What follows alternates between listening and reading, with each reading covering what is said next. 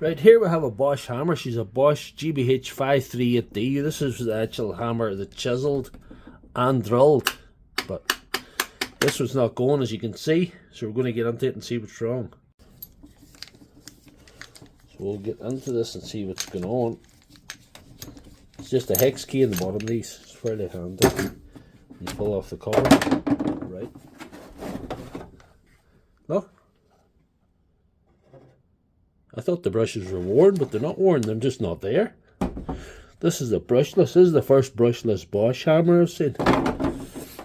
This model. This is a brushless one. Somebody's taken the brushes out of her. So I'm going to put a set of brushes in her and see if she goes. After another fortuitous rummage round the Doctor Lefthandthread spares box, I've procured these. They're for a Bosch 7 110 volt. This is a GSH538. That's a 5 240 volt. But I'm going to bung these in her. They've got an extra wire for a wear indicator that I don't think's on this one. I think it's on this one, is it? No, there's no wear indicator on it. There's no light on her anyway. So we're going to bung these in and see if we can get her to go. Anyhow, let's try.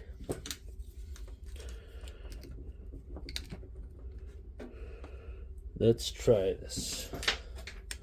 Try anything once, if the money's right.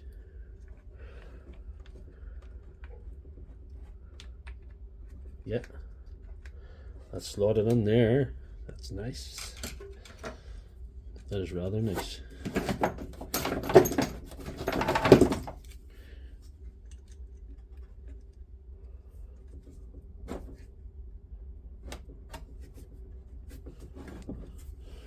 Sticking up a bit, hopefully we get the lid on. There's plenty of brush on them anyway. Incidentally, these Bosch hammers are not brushless. Don't try and run them without brushes because you will be disappointed.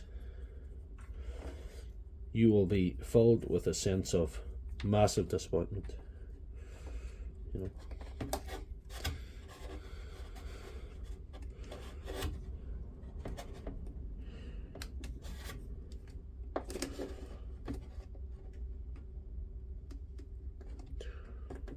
There we are. This wire probably has to go. Goodbye. Goodbye wire. So we just cut it off and we'll just put the bottom on and hopefully we have a good show.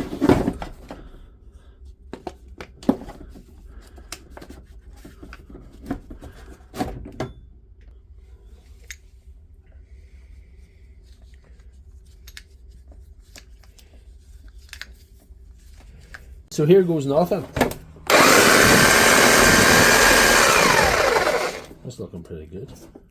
Can I put her in the drill now? This is actually drills as well as hammers. Yeah, she's an animal, she's a beast, and she's alive.